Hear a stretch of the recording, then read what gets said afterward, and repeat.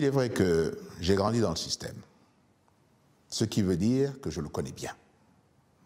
Et donc, par conséquent, je suis le mieux placé pour le changer. J'ai vu comment il fonctionnait.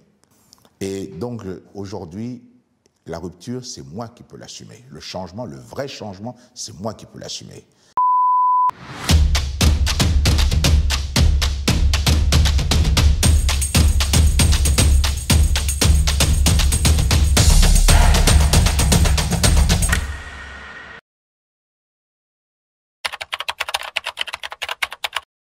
Le 9 février 1959, Alain Bernard Bongo vient au monde à Brazzaville.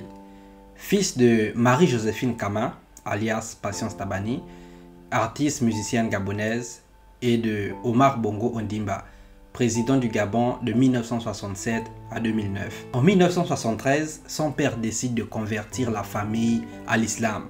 Suite à cela, il prend le nom d'Ali Ben Bongo. Il fait ses études en France, notamment à l'université Paris 1, où il étudie le droit. En 1977, il enregistre un album de funk, intitulé A Brand New Man, traduction, Un Nouvel Homme. Et malheureusement pour lui, cet album ne connaîtra pas un réel succès.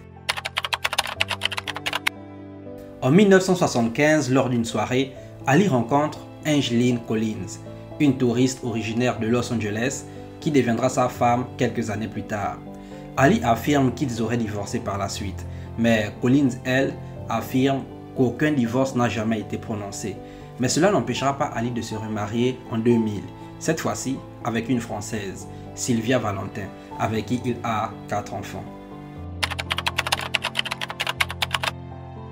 Entre 1987 et 1989, Ali Bongo revient au Gabon et travaille dans le cabinet de son père.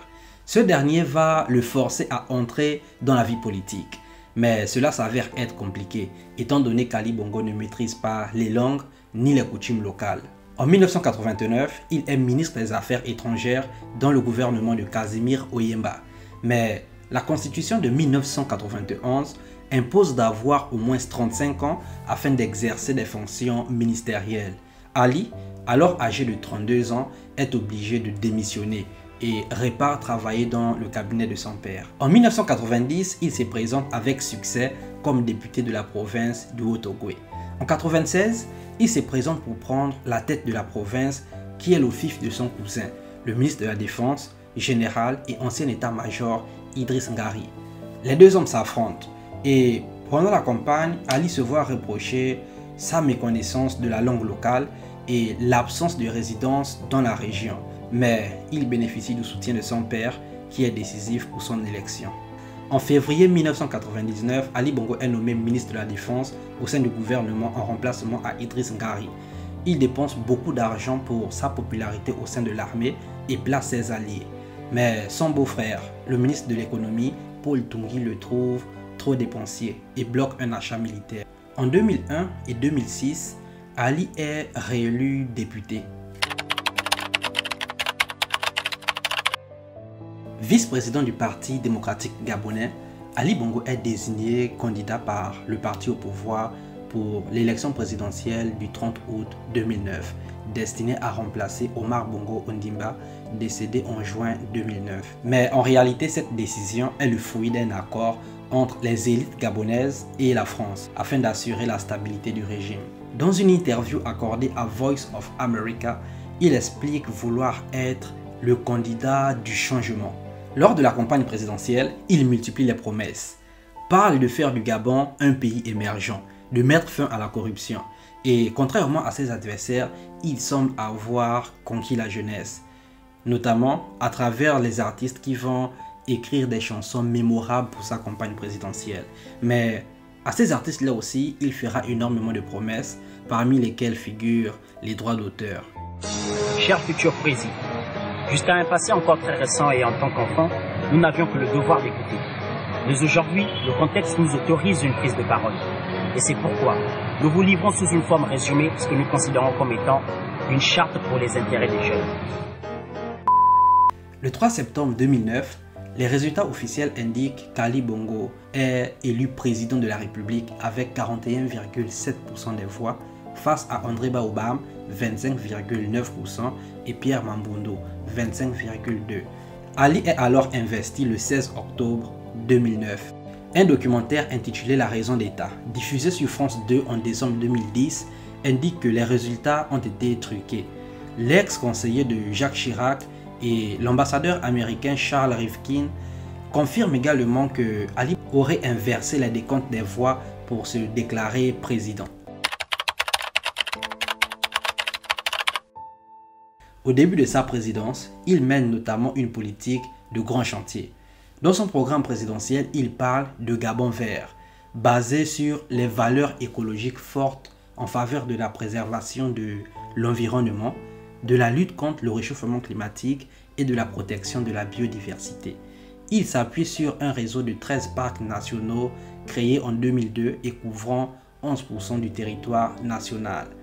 Le pilier Gabon vert promeut également le développement de différents secteurs économiques durables tels que l'écotourisme ou encore l'agriculture, avec l'objectif d'atteindre l'autosuffisance alimentaire. Il parle également de Gabon industriel, qui a pour enjeu de promouvoir la valorisation locale des matières premières et l'exportation des produits à haute valeur ajoutée. L'objectif est de garantir l'exploitation durable des nombreuses ressources naturelles dont dispose le Gabon. Parmi les mesures emblématiques du Gabon industriel, l'entrée en vigueur en 2010 de l'interdiction de l'exportation de bois, destinée à assurer la mise en place d'un processus de transformation locale, générateur d'emplois. Le Gabon des services, quant à lui, est consacré à la valorisation des ressources humaines du Gabon. L'enjeu est de mieux former les Gabonais par un niveau d'éducation élevé, de leur garantir la prise en charge des frais de santé et un accès à des structures de soins de qualité. Le développement des infrastructures, tant au niveau des télécommunications que des routes, des transports ou du logement, fait également partie des enjeux du Gabon des services. En avril 2014, Ali Bongo convoque les assises sociales du Gabon, réunissant plus de 1300 personnes en session plénière. L'objectif de ces assises est de faire sortir de la précarité les 30% des Gabonais qui s'y trouvent. Il annonce la mobilisation de 250 milliards de francs CFA pour une série de mesures sociales à destination des foyers économiquement faibles, soit ceux vivant avec moins de 90 000 francs CFA par mois.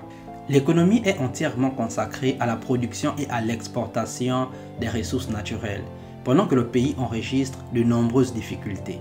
Taux de chômage autour des 30%, arrestations expéditives lors des manifestations étudiantes ou syndicales, dégradation de l'accès aux soins, déficience des services publics, coupures récurrentes d'électricité, sans parler de la qualité de l'eau qui est juste imbuvable. Et plus de la moitié de la population se trouve sous le seuil de pauvreté. Ali Bongo se présente à l'élection présidentielle du 27 août 2016 et remporte le scrutin avec 49,8% des voix.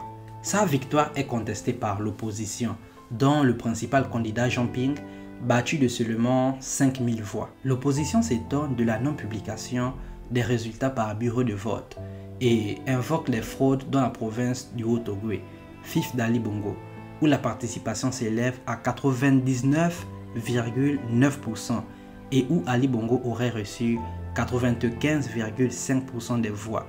Des émeutes éclatent après l'annonce de la victoire de Bongo et environ 27 Gabonais sont tués par les forces de l'ordre au QG de Jean Ping. Le 24 septembre 2016, Ali Bongo est proclamé vainqueur par la Cour constitutionnelle présidée par sa belle-mère, Marie-Madeleine Bouroncho. Le 27 septembre suivant, il prête serment pour un deuxième mandat. Le 24 octobre 2018, alors que sont dévoilés les résultats de l'élection législative de 2018, largement remportée par le parti au pouvoir, Ali Bongo est hospitalisé à Riyad, en Arabie Saoudite, officiellement pour une fatigue sévère due à un surménage. Mais la presse internationale révèle alors qu'il a été victime d'un grave accident vasculaire cérébral. Après une hospitalisation de plus d'un mois à Riyad, il est transféré le 29 septembre 2018 à l'hôpital d'instruction militaire Mohamed V au Maroc.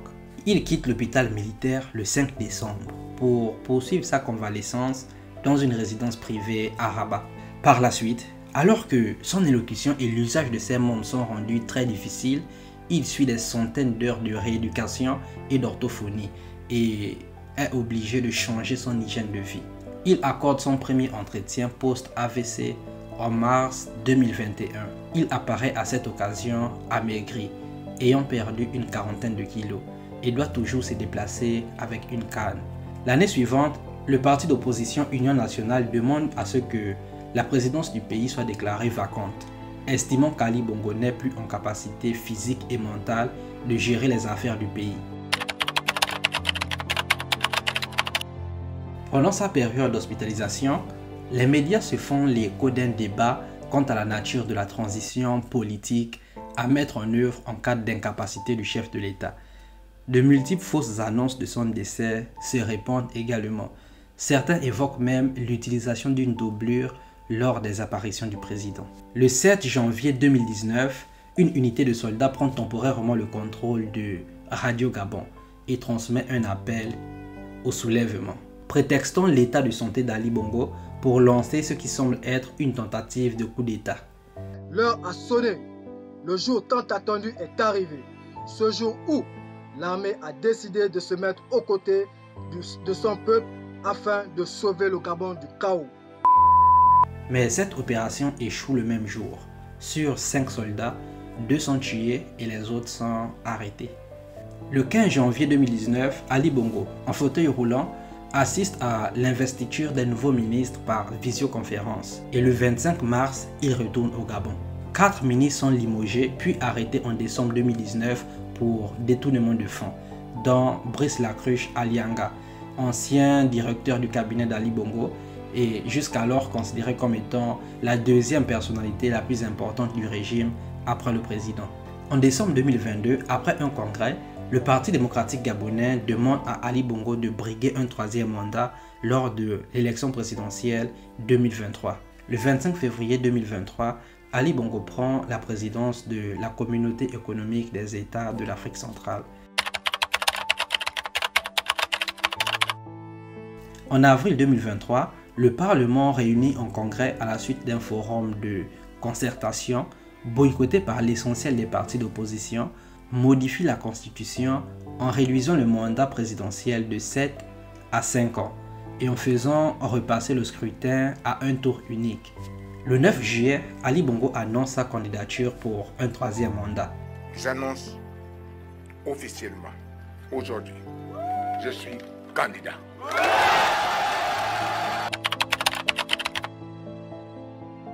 L'histoire d'Ali Bongo est complexe et suscite des débats.